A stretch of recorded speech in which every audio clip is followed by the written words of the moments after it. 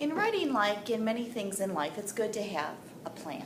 So one of the things we do is we use pre-writing tools because it's good to have a plan. Today we're going to look at the pre-writing tool called mind mapping. This is something I would do when I had a topic before I'd actually start on my first draft. It's a graphic organizer.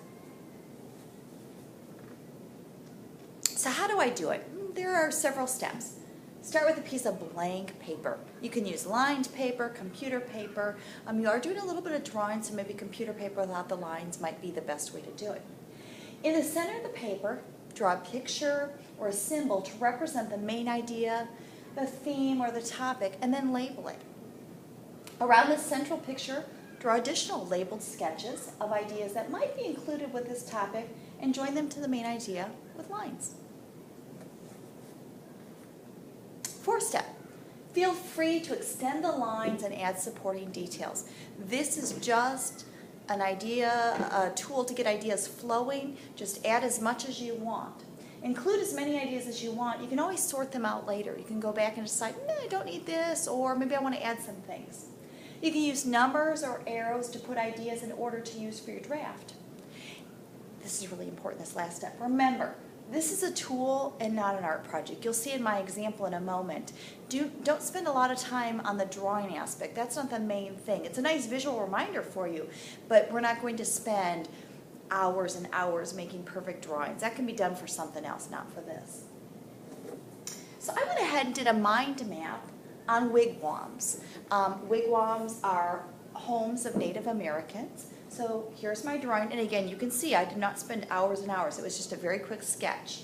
Even if I had hours and hours, it probably wouldn't look much better than that.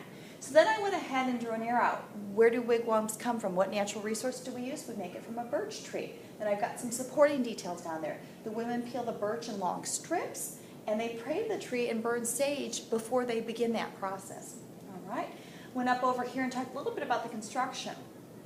They create the frames by bending young saplings. So again, I got a very quick sketch of that. They sew the bark together for the outside covering. They use some sinew or plant material as their thread. They use a bone needle. Down here I just talk about it. It's the Eastern Woodland Tribe's summer home, and then it's created by the women and children. All right. On the bottom of the wigwam, they might create a grass skirt for a breeze, because this is being used in the summer when the weather is hot. Again, a simple picture up here.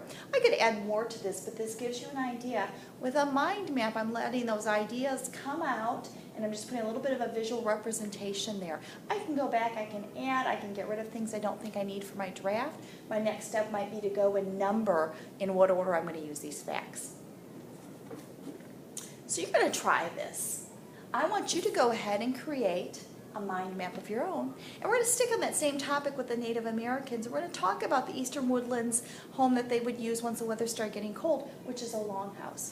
So go ahead and give it a try. Remember, not an art project though. It's just a very quick way to get a visual map before you start your writing.